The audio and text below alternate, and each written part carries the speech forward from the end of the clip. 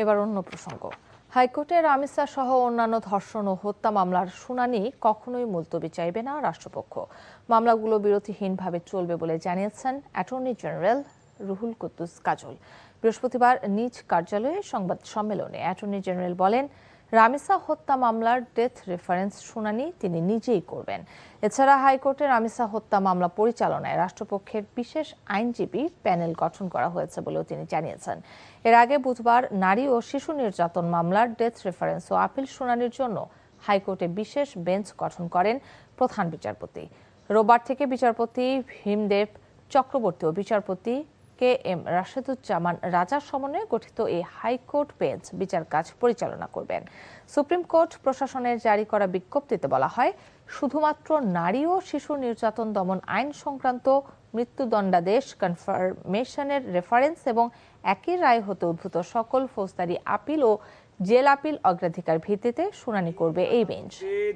যে কোনো মামলা যে মামলায় আসবে না কেন, সেই মামলার শুনানি করার জন্যই রাষ্ট্রের পক্ষে অ্যাটর্নি জেনারেলের অফিস শুক্রবার এবং শনিবারের মধ্যে প্রয়োজনীয় প্রস্তুতি গ্রহণ করবে, যেন কোনো কারণে কোনো মামলার শুনানির ক্ষেত্রে কোনো বিলম্ব না ঘটে।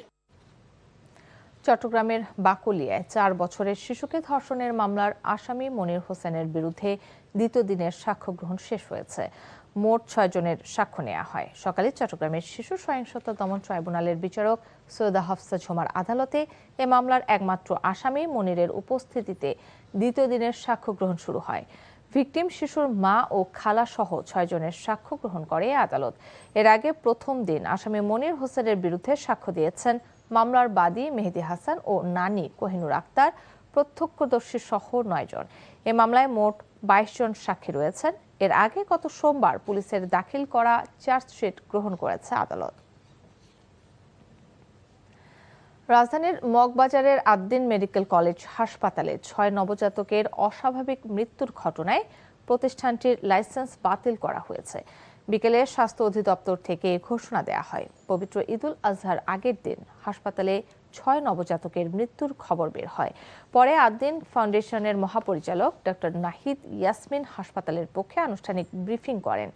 ঘটনাটি দেশজুড়ে আলোচনার ঝড় তোলে। পরে 7 জুন হাসপাতালটির পক্ষে সুপ্রিম কোর্টের সিনিয়র আইনজীবী শিশির মনিন জানান, 6 শিশু মৃত্যুর ঘটনায় প্রত্যেক শিশুর পরিবারকে 80 লাখ টাকা করে ক্ষতিপূরণ দেওয়ার সিদ্ধান্ত নিয়েছে প্রতিষ্ঠানটি।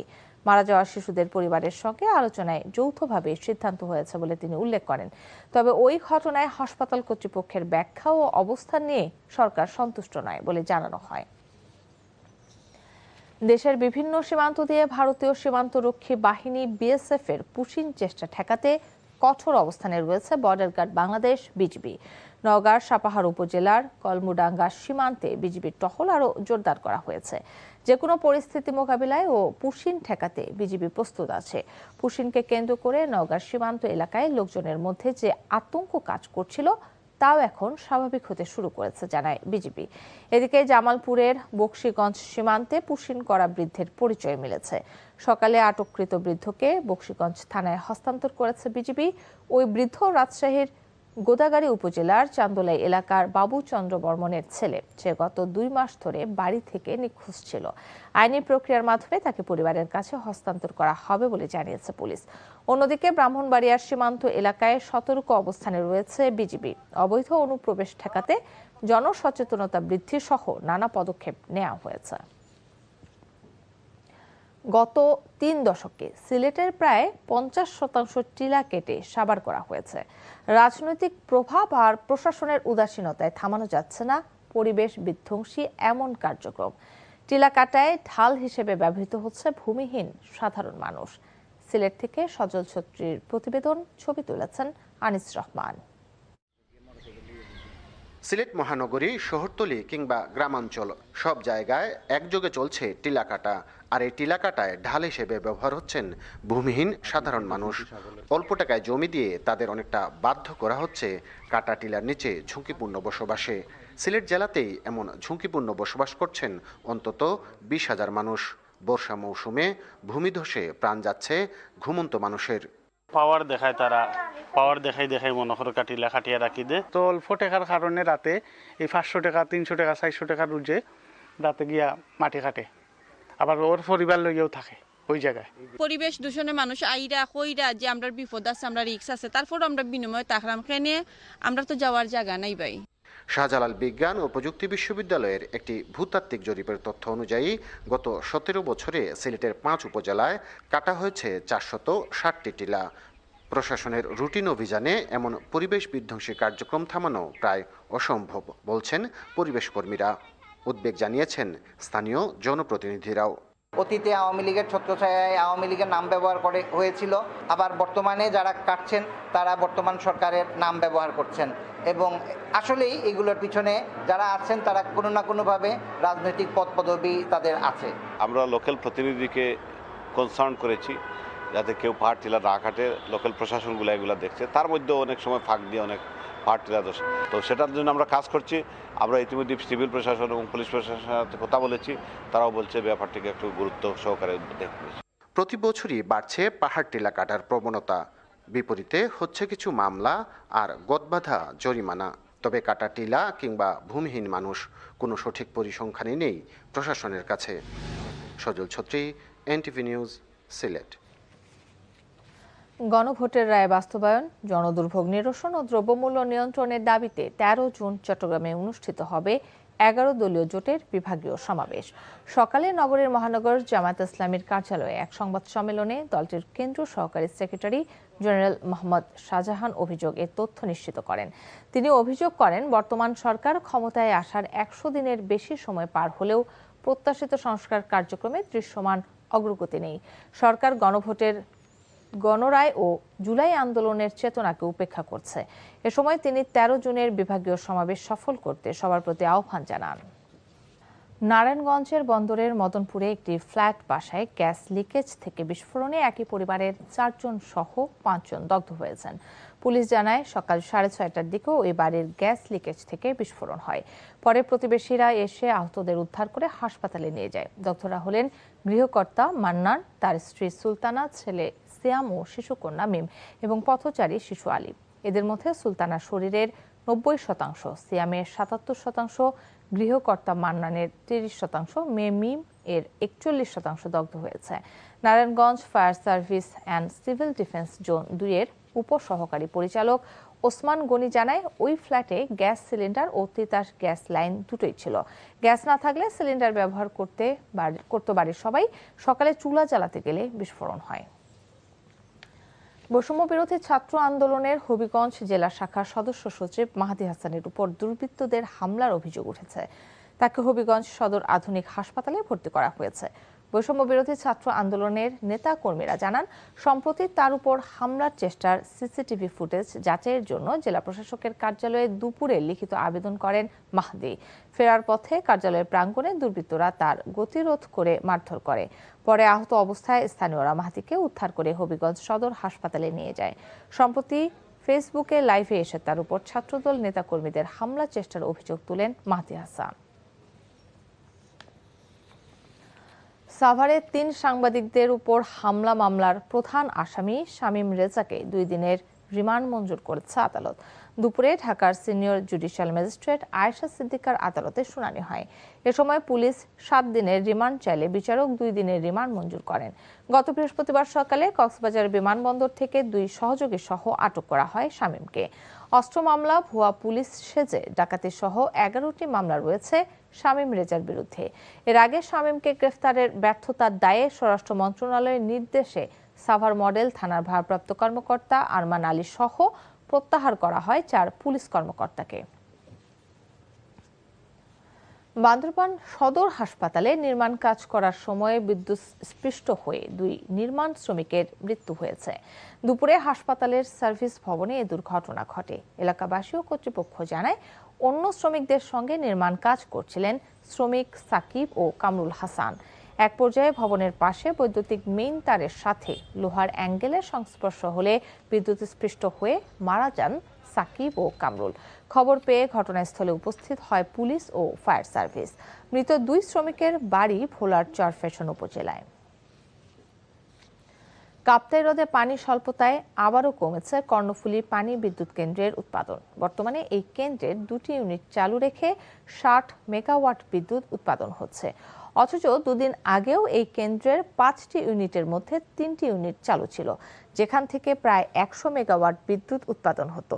বর্তমানে এই কেন্দ্রের 3টি ইউনিট বন্ধ রয়েছে। কর্ণফুলী বিদ্যুৎ কেন্দ্রের ব্যবস্থাপক প্রকৌশলী মাহমুদ হাসান বলেন, শুষ্ক মৌসুমে কাপ্তাই হ্রদের পানির স্তর দিন দিন কমতে থাকে। চলতি সপ্তাহের মাঝে মাঝে বৃষ্টিপাত হলেও তা প্রয়োজনের তুলনায় অনেক কম। নাটোর জেনারেল হাসপাতালে শিশু রোগীর মাকে ধর্ষণ ও ভিডিও ধারণের ঘটনায় অভিযুক্ত সুইপারদের বিচারের দাবিতে বিক্ষোভ করেছে ক্ষুব্ধ নারী রোগী ও স্থানীয় জনতা। দুপুরে হাসপাতাল প্রাঙ্গণে অবস্থান নিয়ে তারা এই প্রতিবাদ কর্মসূচি পালন করেন। এক পর্যায়ে হাসপাতালের প্রধান ফটক বন্ধ করে আরএমও ডাক্তার মাহবুবুর রহমানের অপসারণ দাবি করা হয়। খবর পেয়ে পুলিশ গিয়ে পরিস্থিতি নিয়ন্ত্রণে আনে। গত 7 জুন রাতে নাটোর জেনারেল হাসপাতালের শিশু ওয়ার্ডে চিকিৎসাধীন এক রোগীর মাকে কৌশলে 6 তলার সিঁড়িতে নিয়ে ধর্ষণের অভিযোগ উঠে সুইপার অমিত বাসফোরের বিরুদ্ধে। একই সঙ্গে সেই ভিডিও ধারণের অভিযোগ উঠে আরও 2 সুপারের বিরুদ্ধে। মাদারীপুরে গণমাধ্যম কর্মীদের সাথে মতবিনিময় করেছেন জেলা পরিষদের প্রশাসক খন্দকার মাসুকুর রহমান মাসুক। দুপুরে মাদারীপুর জেলা পরিষদ সভাকক্ষে জেলায় কর্মরত বিভিন্ন প্রিন্ট ও ইলেকট্রনিক মিডিয়ার সাংবাদিকদের সাথে মতবিনিময় সভা করেন তিনি। এ সময় গণমাধ্যমকে আরও বস্তুনিষ্ঠ সংবাদ প্রকাশ করার জন্য আহ্বান জানান। প্রধানমন্ত্রী হিসেবে তারেক রহমান সরকারের প্রথম বাজেট জাতীয় সংসদে উপস্থাপন। 9,38,000 কোটি টাকার এই বাজেট পেশ করছেন অর্থমন্ত্রী, যা গত 2025-26 অর্থ বছরের তুলনায় 1,48,000 কোটি টাকা বেশি। 2026-27 অর্থ বছরের জন্য 2,43,000 কোটি টাকার ঘাটতি এই বাজেটে রাজস্ব আয়ের লক্ষ্য 6,95,000 কোটি, যা থেকে দেশের উন্নয়নে ব্যয় হবে 3 লাখ কোটি টাকা। দেশের 55তম বিএনপি সরকারের চতুর্থ মেয়াদের প্রথম বাজেটের আয় ব্যয়ের পরিসংখ্যান তুলে ধরছেন সেলিম মালিক। প্রধানমন্ত্রী হিসেবে তারেক রহমানের প্রথম বাজেট আর প্রথম বাজেট উপস্থাপন করতে সংসদ অধিবেশন কক্ষে প্রবেশ করেন অর্থমন্ত্রী আমির খসরু মাহমুদ চৌধুরী। অর্থমন্ত্রী যখন বাজেট ঘোষণা করছিলেন সেই মুহূর্তে মধ্যপ্রাচ্যে চলছে যুদ্ধের অস্থিরতা। বিশ্ববাজারে জ্বালানি তেলের উচ্চ দামের আঁচ বাংলাদেশেও লেগেছে। জ্বালানি তেলের দাম বাড়ানোর সঙ্গে বাড়ানো হয়েছে বিদ্যুতের দামও। এমন বাস্তবতায় 2026-27 অর্থ বছরের জন্য প্রায় 1.5 লাখ কোটি টাকা বাড়িয়ে 9,38,000 কোটি টাকার প্রস্তাবিত বাজেট ঘোষণা করল বিএনপি সরকার। 9,38,000 কোটি টাকা ব্যয় প্রাক্কলন করা হয়েছে। বাজেটের 35% অর্থাৎ 3,16,000 কোটি টাকা ব্যয় করা হবে উন্নয়ন খাতে, আর বাকি 65% 6,05,740 কোটি টাকা খরচ হবে সরকারি কর্মচারীদের বেতন ভাতা, ঋণ পরিশোধ সহ নানা অনুন্নয়ন খাতে। আমরা সরকারি কর্মচারীদের জন্য নতুন বেতন কাঠামো আগামী 1 জুলাই 2026 হতে ধাপে ধাপে বাস্তবায়ন করার ঘোষণা দিচ্ছে মাননীয় স্পিকার। বাজেটের উন্নয়ন বরাদ্দের 95% অর্থাৎ 3 লাখ কোটি টাকা ব্যয় করা হবে এডিপির আওতায় রাস্তাঘাট, বাঁধ, সেতু সহ নানা অবকাঠামো উন্নয়নে। 2% খরচ হবে সরকারি বিশেষ প্রকল্পে, আর বাকি 3% রাখা হয়েছে কাজের বিনিময়ে খাদ্যের মতো বিশেষ কর্মসূচিগুলোর জন্য। সরকার শিল্প, সেবা, ক্ষুদ্র ও মাঝারি উদ্যোগ, তথ্য প্রযুক্তি এবং আধুনিক কৃষিভিত্তিক শিল্পে কর্মসংস্থান সম্প্রসারণকে সর্বোচ্চ গুরুত্ব দিচ্ছে। অনুন্নয়ন বরাদ্দের মধ্যে সরকারি কর্মচারীদের বেতন ভাতার পাশাপাশি কৃষি, বিদ্যুৎ, জ্বালানি সহ নানা খাতে ভর্তুকি এবং সামাজিক নিরাপত্তায় ব্যয় করা হবে 5,51,081 কোটি টাকা। এছাড়া দেশের অভ্যন্তর থেকে আগের নেওয়া ঋণের সুদ পরিশোধ করা হবে 1,05,000 কোটি, আর বিদেশি ঋণের সুদ পরিশোধে সরকার খরচ করবে আরও 22,500 কোটি টাকা। প্রস্তাবিত বাজেটে সামাজিক অবকাঠামো খাতে মোট 2,79,001 কোটি টাকা বরাদ্দের প্রস্তাব করা হয়েছে, যা মোট বরাদ্দের 29.74%। বাজেটের এমন সুবিশাল খরচের বিপরীতে রাজস্ব আয়ের লক্ষ্য ধরা হয়েছে 6,95,000 কোটি টাকা। এর মধ্যে কেবল এনবিআর তার কর কাঠামো থেকে রাজস্ব যোগান দেবে 6,04,000 কোটি। এছাড়া এনবিআর বহির্ভূত কর থেকে আসবে 25,000 কোটি টাকা। বাকিটা বিদেশি উৎস থেকে অনুদানের প্রত্যাশা করছেন অর্থমন্ত্রী। তেলাপি ঋণ বেড়ে 35.73% দাঁড়িয়েছে, যার পরিমাণ প্রায় 6,44,000 কোটি টাকা। এত টাকা আয়ের পরও বাজেট ঘাটতি থাকবে 2,36,600 কোটি টাকা, যা জিডিপির 3.5%। আর অনুদান ব্যতীত ঘাটতি 2,43,000 কোটি। সুবিশাল এই ঘাটতি পূরণে নিজস্ব উৎস থেকে ধার করা হবে 1,27,000 কোটি টাকা, আর বৈদেশিক ব্যাংক থেকে সরকার ঋণ নেবে 1,09,850 কোটি টাকা। রাজস্ব আয় ও ব্যয়ের সার্বিক অবস্থা বিবেচনায় সংশোধিত বাজেটে ঘাটতি প্রস্তাব করছি 2 লক্ষ কোটি টাকা, যা জিডিপির 3.3%। বাজেট ঘাটতি পূরণে অভ্যন্তরীণ উৎসের মধ্যে দেশীয় ব্যাংকগুলো থেকে ঋণ নেওয়া হবে 1,12,000 কোটি টাকা, আর ব্যাংক বহির্ভূত খাত থেকে 15,000 কোটি টাকা ঋণ নেওয়ার লক্ষ্য নির্ধারণ করেছেন অর্থমন্ত্রী, যার মধ্যে সঞ্চয়পত্র বিক্রি থেকে আসবে 8,500 কোটি এবং অন্যান্য খাত থেকে আরও 6,500 কোটি টাকা পাওয়ার প্রত্যাশা করছেন অর্থমন্ত্রী। সরকারের মধ্যমেয়াদী কৌশলের অন্যতম প্রধান অগ্রাধিকার হচ্ছে ব্যাংক ও আর্থিক খাতে শৃঙ্খলা আনয়নের মাধ্যমে এই খাতের প্রতি আস্থা পুনঃপ্রতিষ্ঠা। রপ্তানি ও রেমিটেন্সে ভর করে সংকট কাটিয়ে উঠতে শুরু করেছে অর্থনীতি। এমন বাস্তবতায় অর্থনৈতিক প্রবৃদ্ধি 1% বাড়িয়ে লক্ষ্য নির্ধারণ করা হয়েছে 6.5%। এদিকে বাজারে নিত্যপণ্যের অতিমূল্যে নাবিশ্বাস নিম্নবিত্তের। এমন বাস্তবতায় প্রস্তাবিত বাজেটে মূল্যস্ফীতির লাগাম টানতে পারছে না সরকার। চলতি অর্থ বছরের তুলনায় আরও 1% বাড়িয়ে মূল্যস্ফীতির লক্ষ্য নির্ধারণ করা হয়েছে 7.5%। অর্থাৎ আগামী 1 বছর বাজারের দামের চাপের ভার বহন করতে হবে সাধারণ মানুষকে। মূল্যস্ফীতি নিয়ন্ত্রণের লক্ষ্যে মুদ্রাস্ফীতি ও রাজস্ব নীতির কার্যকর সমন্বয়ের মাধ্যমে বাজারে অর্থ সরবরাহ নিয়ন্ত্রিত রাখা হবে। রেকর্ড পরিমাণ বরাদ্দ বাড়িয়ে নজিরবিহীন চমক দেখানো এবারে বাজেট কি সাধারণ মানুষকে স্বস্তি দেবে? ঋণ করে ঘাটতি মেটানো আর রাজস্বের সীমান চাপ তো সে কথা বলে না। এবারের বাজেটের বিশাল অঙ্ক শুধু সংখ্যার বিলাসিতা নয়, বরং কঠিন বাস্তবতার এক অগ্নি পরীক্ষা। আর এই পরীক্ষায় নিম্নবিত্তের পকেট কতটা রক্ষা পাবে সেটা এখন দেখার বিষয়। সেলিম মালিক, এনটিভি নিউজ, ঢাকা। দর্শক, বাজেট নিয়ে আলোচনার জন্য আমাদের সাথে স্টুডিওতে উপস্থিত আছেন ঢাকা বিশ্ববিদ্যালয়ের অধ্যাপক হেলাল উদ্দিন, অর্থনীতি বিভাগ, নির্বাহী vice chairman, micro credit regulatory authority MRA। কেমন আছেন? আপনাকে আমন্ত্রণ জানাচ্ছি এনটিভি স্টুডিওতে। জনাব হেলাল উদ্দিন, আমরা যেমনটা জানি বাংলাদেশের ইতিহাসের সবথেকে বড় বাজেট আজকে প্রস্তাব করা হয়েছে। আপনার কাছে কি মনে হচ্ছে বাস্তবায়নযোগ্য হবে এই বাজেট? ইতিহাসের সবচেয়ে বড় বাজেট, সেটা যে কোনো বাজেট আপনি দেখবেন তার আগে এত বড় বাজেট ছিল না। ঠিক আছে, সেটা বড় বিষয় না। বড় বিষয় হলো যে অর্থমন্ত্রী মহোদয় বলেছেন যে মূল্যস্ফীতির যে চাপ, সেই চাপের জন্য সেটাকে কন্টেইন করার জন্য বাজারে মানে মুদ্রা সরবরাহ যেটা, মানি সাপ্লাই যেটা, সেটাকে একটু কনজারভেটিভ, সেটাকে কন্ট্রোল করা হবে। তো সেটা যদি সংযত থাকে তাহলে আপনার ধার করার যে টার্গেটটা এখানে আছে সেটা একটা সমস্যায় পড়বে।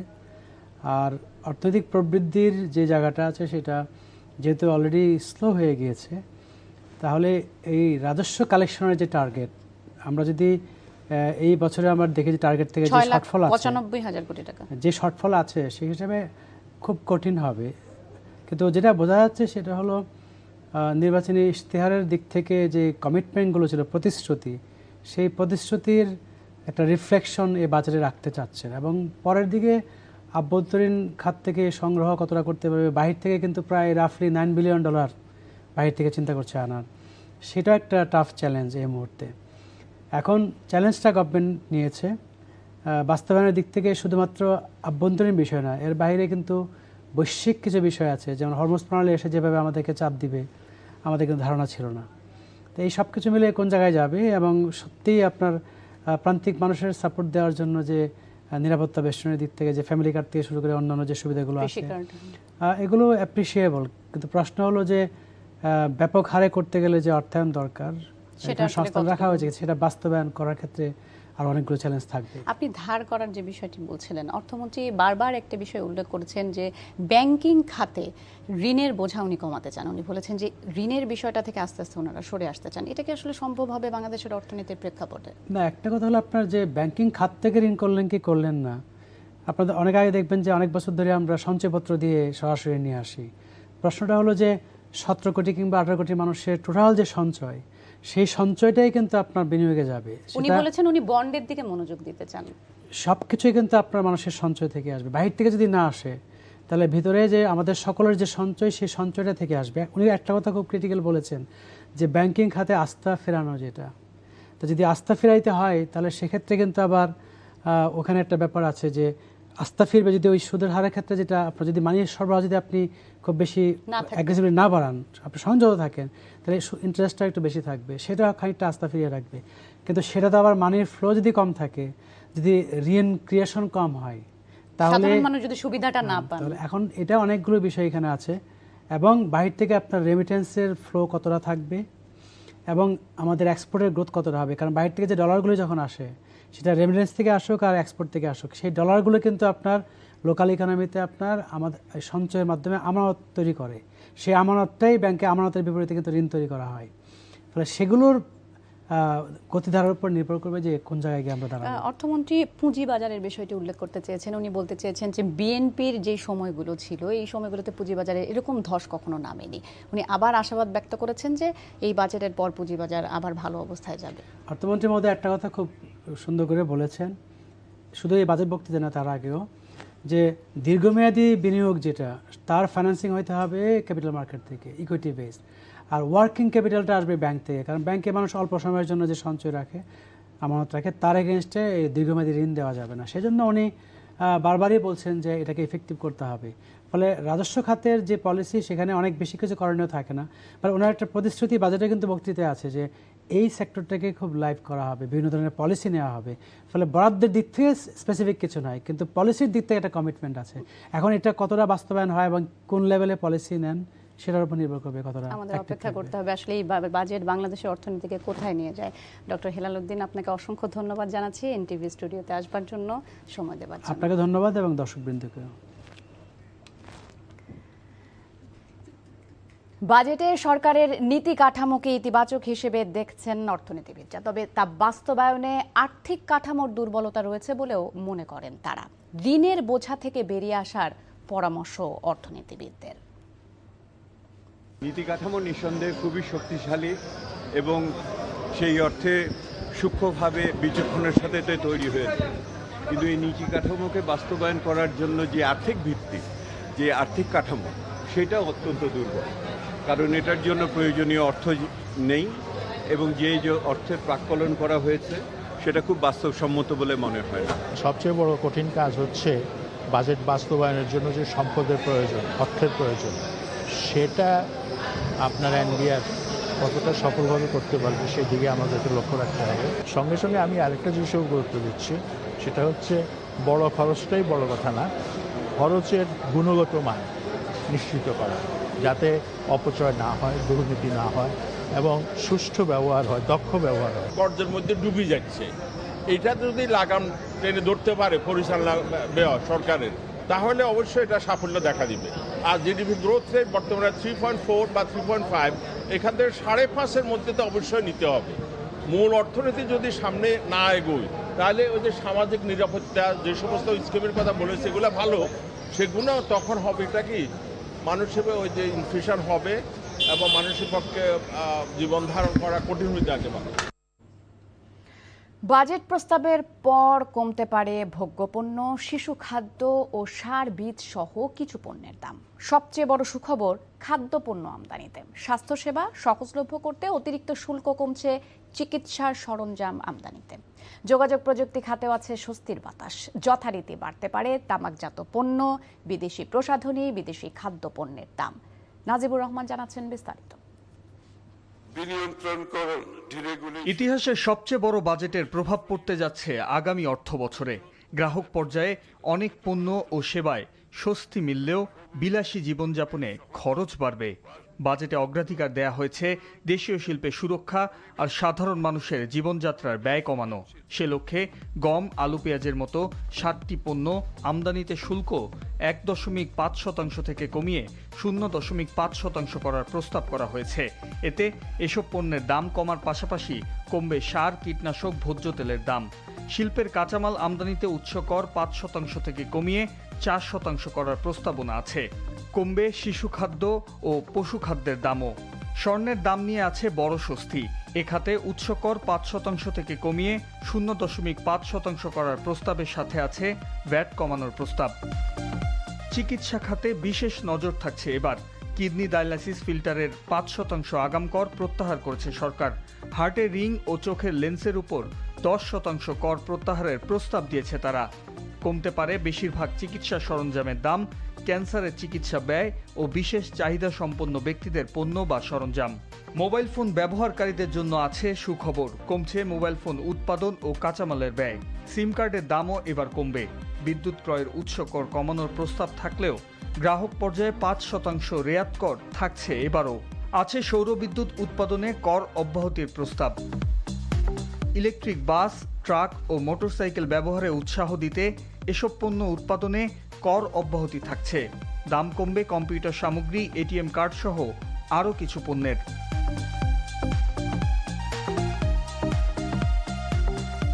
দাম বাড়ার তালিকায় আছে সিগারেট, নিকোটিন ও তামাকজাত পণ্য।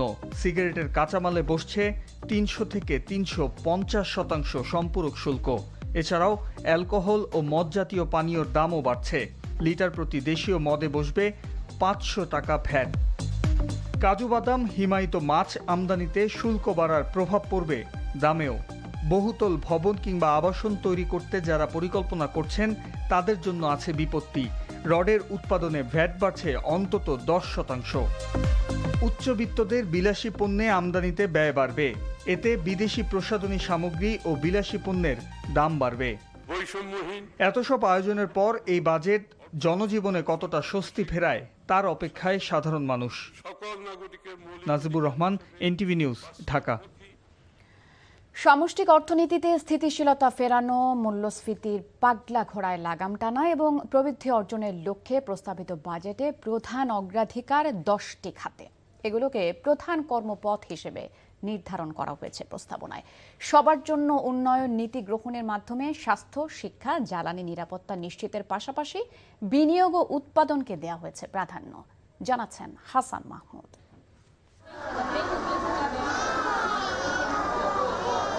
মায়ের কোল ভারী হওয়া শিশুর লাশ, হামের কালো থাবা স্বাস্থ্য খাতের গায়ে লেগে আছে ক্ষতের মতো।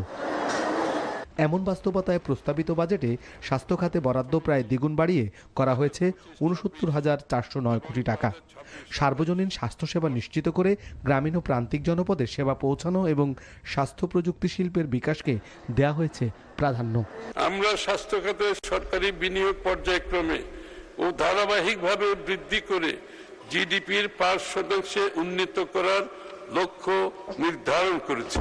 সর্বজনীন স্বাস্থ্য সুরক্ষার আওতায় প্রত্যেক নাগরিককে ন্যাশনাল হেলথ সিস্টেমের আওতায় আধুনিক ই-হেলথ কার্ড প্রদান করা হবে। ফসলের মাঠে কৃষকের হাসি যে শ্যামল বাংলা, তার অর্থনীতির বিশাল জায়গা জুড়ে রয়েছে কৃষি। প্রস্তাবিত বাজেটে কৃষি, খাদ্য, মৎস্য ও প্রাণী সম্পদ খাতে ৪৩,৩৩৫ কোটি টাকা বরাদ্দের প্রস্তাব করা হয়েছে, যা মোট জিডিপির ০.৬৩%। প্রান্তিক ও ভূমিহীন কৃষকদের সহায়তা এবং সার, কীটনাশকের আমদানি পর্যায়ে ভ্যাট এবং অগ্রিম কর সম্পূর্ণ মওকুফের প্রস্তাব করা হয়েছে প্রস্তাবিত বাজেটে। বিনামূল্যে বীজ, সার ও অন্যান্য উপকরণ সহায়তা প্রদান করা হচ্ছে। শিক্ষা ও গবেষণা ব্যবস্থার আধুনিকায়ন, কর্মমুখী শিক্ষা এবং ব্রেইন ড্রেইন রোধে ব্যয়ের পরিকল্পনা রয়েছে নতুন সরকারের প্রথম প্রস্তাবিত বাজেটে। শিক্ষা খাতে বাজেট বাড়িয়ে জিডিপির ২% প্রস্তাব করা হয়েছে। গত অর্থ বছরের তুলনায় এক লাফে বরাদ্দ বেড়েছে প্রায় ৪৩,০০০ কোটি টাকা, আর মোট বরাদ্দ ধরা হয়েছে ১,৩৬,৬০৬ কোটি টাকা। তারুণ্যের আকাঙ্ক্ষাকে ধারণ করে যে জুলাই গণঅভ্যুত্থানের মাধ্যমে আজ আমরা গণতান্ত্রিক বাংলাদেশে ফিরে এসেছি, সেখানে অবশ্যই আমাদের ভবিষ্যৎ প্রজন্মের জন্য এমন একটি বাংলাদেশ গড়ে তুলতে হবে যেখানে শিক্ষার্থীরা সৎ, যোগ্য, দক্ষ এবং দায়িত্বশীল নাগরিক হিসাবে গড়ে উঠবে। দেশ জুড়ে গ্যাস সংকট আর মধ্যপ্রাচ্য যুদ্ধ পরিস্থিতিতে জ্বালানি তেলে জ্বলে ওঠা দামের আগুনের বাস্তবতায় প্রস্তাবিত বাজেটে বিদ্যুৎ ও জ্বালানি খাতে মোট বরাদ্দের প্রস্তাব করা হয়েছে ১৭,৩৪৫ কোটি টাকা, যার জ্বালানি ও খনিজ সম্পদ বিভাগে ২,৩৪৯ কোটি, যা গত বছরের চেয়ে ৬২৯ কোটি টাকা কম। তবে বিদ্যুৎ বিভাগে তুলনামূলক কমানো হয়েছে বড় অঙ্কের বরাদ্দ। 2034 সালের মধ্যে $1 ট্রিলিয়ন অর্থনীতির কথা বলা হচ্ছে। তাই শুধু বাজেটের আকার নয়, পরিবর্তন আনতে হবে প্রকারেও। প্রাতিষ্ঠানিক সংস্কার, শাসন ব্যবস্থার উন্নয়ন এবং দুর্নীতির টুটি চেপে ধরা না গেলে লক্ষ্যমাত্রা থেকে যাবে কাগজেই। তাই ভালো বাজেটের পাশাপাশি দরকার মাঠ পর্যায়ে এর বাস্তবায়নকারীদের স্বচ্ছতা এবং জবাবদিহিতা নিশ্চিত করাও। প্রবৃদ্ধি এবং রাজস্ব বাড়ানোর পাশাপাশি মূল্যস্ফীতি এবং ঋণের চাপ সামলিয়ে সরকার সাধারণ মানুষের আস্থা কতটা অর্জন করতে পারবে সেটাই হবে বড় challenge. Hasan Mahmud, NTV news, Dhaka. প্রস্তাবিত বাজেটে ব্যক্তি শ্রেণীর করদাতাদের জন্য স্বস্তির খবর জানিয়েছেন অর্থমন্ত্রী। করমুক্ত আয় সীমা 3,75,000 টাকা, নারী ও প্রবীণদের বেলায় এটি 4,25,000 টাকা, ভর্তুকি 19,000 কোটি টাকা কমিয়ে প্রণোদনা ও সামাজিক নিরাপত্তায় বরাদ্দ বাড়ানো হয়েছে। এছাড়া দারিদ্র্য হ্রাসে সামাজিক নিরাপত্তা খাতকে দেওয়া হয়েছে গুরুত্ব। শাহাদাত অপরের রিপোর্ট। 2026-27 অর্থ বছরে ব্যক্তি শ্রেণীর করদাতাদের স্বস্তির খবর জানালেন অর্থমন্ত্রী, যা আগামী 2 বছরের জন্য 3,75,000 পর্যন্ত করমুক্ত আয় সীমা রাখার প্রস্তাব করেছেন তিনি, যা পরবর্তী অর্থ বছরে বাড়বে 25,000 টাকা এবং তারপরের অর্থ বছরে বৃদ্ধি পাবে 50,000 টাকা। করব কাজ, গর্ব দেশ নীতির ভিত্তিতে বিভিন্ন খাতভিত্তিক কর্মসংস্থান সৃষ্টির ব্যাপক পরিকল্পনা বাস্তবায়ন সরকারের অন্যতম প্রধান অগ্রাধিকার। নারী ও 65 বছরের ঊর্ধ্ব ব্যক্তিদের আরও 50,000 টাকা বাড়িয়ে 4,25,000 টাকা করা হয়। প্রতিবন্ধী ও তৃতীয় লিঙ্গের জন্য 5 লাখ টাকা পর্যন্ত করমুক্ত আয় সীমার প্রস্তাব করা হয়েছে। করের সীমা 10 থেকে 30% পর্যন্ত রাখা হয়েছে। ক্ষুদ্র আমানতকারীদের স্বস্তি দিতে ব্যাংকের জমা টাকায় আবগারি শুল্কের সীমা বাড়িয়ে করা হয়েছে 4 লাখ টাকা। তবে এখন থেকে যে কোনো ব্যাংকে অ্যাকাউন্ট খুলতে হলে টিন সার্টিফিকেট বাধ্যতামূলক করা হয়েছে। ভর্তুকিতে বরাদ্দ কমেছে 19,000 কোটি টাকা, বাড়ছে প্রণোদনায়। এ খাতে বরাদ্দ করা হয়েছে মোট বাজেটের 9.5%, যার মধ্যে খাদ্য সামগ্রীতে বরাদ্দ রাখা হয়েছে 9,600 কোটি টাকা, কৃষি সার খাতে বরাদ্দ রাখা হয়েছে 27,000 কোটি টাকা, বিদ্যুৎ খাতে রাখা হয়েছে 37,000 কোটি টাকা, এলএনজি আমদানিতে 6,500 কোটি টাকা। নানা খাতেই প্রণোদনা বেড়েছে, যার মধ্যে রপ্তানি প্রণোদনায় বরাদ্দ রাখা হয়েছে 7,825 কোটি টাকা। রেমিটেন্স উৎসাহ দিতে 1,000 কোটি টাকা বাড়িয়ে 7,000 কোটি টাকা প্রণোদনা বরাদ্দ রাখা হয়েছে। পাটজাত পণ্য ব্যবহার বাড়াতে 1,200 কোটি টাকা বরাদ্দ রাখা হয়েছে। এছাড়াও অন্যান্য খাতে 12,000 কোটি টাকা বরাদ্দ রাখা হয়েছে। সরকার প্রবাস আয় বৃদ্ধির ধারা অব্যাহত রাখতে বৈধ চ্যানেলে রেমিটেন্স প্রেরণের ক্ষেত্রে 2.5% নগদ প্রণোদনা অব্যাহত রাখছে। নির্বাচনের প্রতিশ্রুতি অনুযায়ী দারিদ্রতা কমিয়ে আনতে সামাজিক নিরাপত্তা খাতে গুরুত্ব দিয়েছে সরকার। সামাজিক নিরাপত্তা খাতে মোট বরাদ্দ 1,44,338 কোটি টাকা। ফ্যামিলি কার্ডের বরাদ্দ 14,500 কোটি টাকা। আর বেড়েছে বয়স্ক ভাতা, বিধবা ভাতা, প্রতিবন্ধী ভাতা, মুক্তিযোদ্ধা ভাতা, জুলাই যোদ্ধা ভাতা। সামাজিক নিরাপত্তা খাতে বিশাল বরাদ্দ দেশের দারিদ্রতা হ্রাস করতে সহায়ক ভূমিকা পালন করবে বলে সংসদে জানান অর্থমন্ত্রী। এবারের বাজেটে সামাজিক নিরাপত্তা খাতে নারীর ক্ষমতায়ন এবং বিভিন্ন সেবা কার্ডগুলো প্রাধান্য পেয়েছে। 20 বছর পর বাজেট প্রণয়ন করছে বিএনপি সরকার। তারা চাইছে যারা দরিদ্র এবং হতদরিদ্র আছে তারা যেন পায় স্বস্তি। তবে দেখার বিষয় এই বাজেট প্রণয়ন শেষে সকল সেবা দরিদ্রদের দোরগোড়ায় এসে পৌঁছায় কিনা। শাহাদাত অফরো, এনটিভি নিউজ, ঢাকা। 1975 সালে দেশের রাজনীতি ও অর্থনীতির চরম বিশৃঙ্খল পরিস্থিতির মধ্যে দায়িত্ব নেবার পর প্রথম বাজেট দিয়েছিলেন প্রেসিডেন্ট জিয়াউর রহমান। খাদের কিনারা থেকে দেশের অর্থনীতিকে টেনে তুলেছিলেন তিনি। 1991 সালে তারই সহধর্মিণী বেগম খালেদা জিয়াও অর্থনীতির চরম নাজুক পরিস্থিতি থেকে দেশকে উন্নয়নের সোপানে নিয়ে যান।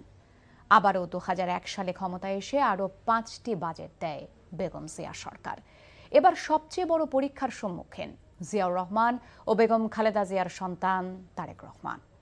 জিয়া পরিবারের বাজেট ইতিহাস তুলে ধরছেন খান আলামিন। একটা ছবি যে ছবির ফ্রেমে দেশের 3 রাষ্ট্র ও সরকার প্রধান। 1981 সালের সাপ্তাহিক বিচিত্রায় ছবিটি প্রকাশ হয়, যে বছর জিয়াউর রহমান নিহত হন। এই একটি ছবিতেই দেশের 16টি বাজেট ফ্রেমবন্দি। 1975 সালে সিপাহী জনতার বিপ্লবের মধ্য দিয়ে ভঙ্গুর অর্থনৈতিক কাঠামোর উপর দাঁড়ানো দেশের ক্ষমতায় আসীন হন জিয়াউর রহমান। পরের বছর দেশের ইতিহাসে 6ষ্ঠ বাজেট ঘোষণা করেন তিনি নিজেই। জাতীয় সংসদের বাইরে রেডিও টেলিভিশনের মাধ্যমে বঙ্গভবন থেকে 1867 কোটি টাকার বাজেট ঘোষিত হয়। পরের দুটি বাজেটও ঘোষিত হয় জিয়ার কণ্ঠে, যা ছোঁয় 2000 কোটির ঘর। বাজেটের আকার 3000-এর ঘর ছাড়ায় বিএনপি সরকারের সময় 1978 সালের 1 সেপ্টেম্বর বিএনপি প্রতিষ্ঠার পরের বছর সংসদ নির্বাচনে বিজয়ী হয়ে এই বাজেট পেশ করেন তৎকালীন অর্থমন্ত্রী মির্জা নুরুল হুদা। পরের বছর দেশের ইতিহাসে সফল অর্থমন্ত্রী এম সাইফুর রহমান ঘোষণা করেন তার প্রথম বাজেট আকার ছাড়ায় 4000 কোটির ঘর। জিয়াউর রহমান শহীদ হওয়ার পর অর্থনৈতিক কাঠামোর ছন্দপতন ঘটে। দেশের উপর জেঁকে বসে স্বৈরতন্ত্র। বেগম খালেদা জিয়ার নেতৃত্বে 9 বছরের লড়াই সংগ্রামে পতন ঘটে স্বৈরতন্ত্রের। সংসদীয় গণতন্ত্র চালুর পর 1991 সালে 5ম জাতীয় সংসদ নির্বাচনে জয়ী হয়ে সাইফুর রহমানের হাতেই অর্থ মন্ত্রণালয় তুলে দেন বেগম জিয়া। 15,500 কোটি টাকার বাজেট ঘোষণা আজও স্মরণীয় মূসক প্রবর্তনের কারণে। 2001 সালে পুনরায় যখন বিএনপি ক্ষমতায় আসে, ঠিক তার কয়েকদিন আগেই যুক্তরাষ্ট্রে ভয়াবহ 9/11-এর ঘটনা। বিশ্ব রাজনীতি ও অর্থনীতির এই নতুন বাঁকেও সাইফুর রহমানে আস্থা রাখেন বেগম জিয়া। পুনরায় দেশ চলে যায় স্বৈরাচারের কবলে। বাজেটের আকার বাড়ে কিন্তু কমে মানুষের মূল্য। 24-এর 5 আগস্ট যখন স্বৈরাচার শেখ হাসিনা ভারতে পালিয়ে যান, তখন অর্থনীতি ভঙ্গুর। এবার দায়িত্ব বিচিত্রার সেই ছবিটির ছোট্ট শিশুটির কাঁধে। জিয়াউর রহমান ও বেগম জিয়ার আদরের পিনু নতুন বাংলাদেশের কাণ্ডারি তারেক রহমান। ইতিহাসের সর্বোচ্চ বাজেট দিয়ে দেশকে খাদের কিনারা থেকে টেনে তোলার এই মিশনে তার অন্যতম সঙ্গী আমির খসরু মাহমুদ চৌধুরী। শহীদ প্রেসিডেন্ট জিয়াউর রহমান বাজেটে যেমন মুনশিয়ানা দেখিয়েছেন, তেমনি তার স্ত্রী বেগম খালেদা জিয়াও। এবার তাদেরই সন্তান তারেক রহমান ফ্যাসিস্ট সরকারের রেখে যাওয়া ভঙ্গুর অর্থনীতি আর বৈশ্বিক যুদ্ধ পরিস্থিতি মোকাবেলায় দিয়েছেন মানব সম্পদ উন্নয়নের বাজেট। জিয়া পরিবারের কাছে সব কিছুর ঊর্ধ্বে মানুষ। জাতীয় সংসদ থেকে খান আলামিন, এনটিভি নিউজ, ঢাকা। বিশ্বকাপ ফুটবল 2026 উপলক্ষে 10 টাকা মূল্যমানের স্মারক ডাক টিকিট উন্মোচন করেছেন প্রধানমন্ত্রী তারেক রহমান। সকালে সংসদ সচিবালয়ে নিজ কার্যালয়ে 50 টাকা মূল্যমানের খাম সম্বলিত সুভেনিয়ার শিট এবং 5 টাকা মূল্যমানের ডেটা কার্ড উদ্বোধন করেন প্রধানমন্ত্রী। এ সময় বিশেষ সিলমোহর ব্যবহার করা হয়। অনুষ্ঠানে ডাক, টেলিযোগাযোগ ও তথ্য প্রযুক্তি মন্ত্রী ফকির মাহবুব আনাম, প্রধানমন্ত্রীর অতিরিক্ত প্রেস সচিব আতিকুর রহমান রুমন এবং ডাক অধিদপ্তরের অতিরিক্ত মহাপরিচালক SM হারুনুর রশিদ উপস্থিত ছিলেন।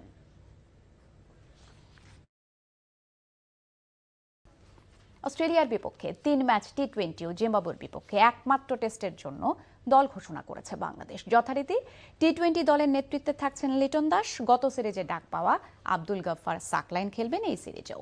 তবে টি20 দলে জায়গা হয়নি সাইফুদ্দিন ও রিপন মণ্ডলের। অন্যদিকে জিম্বাবুয়ে সফরের টেস্ট দলেও এসেছে একাধিক পরিবর্তন। নিয়মিত কয়েকজন পেসারের সঙ্গে বিশ্রামে রাখা হয়েছে মেহেদী হাসান মিরাজকে। ডাক পেয়েছেন তাওকিদ হৃদয়, রবিউল হক। মূলত ঘরোয়া ক্রিকেটের পারফরমেন্সকে বিবেচনায় রেখেই তাওহিদ হৃদয়কে ডাকা হয়েছে।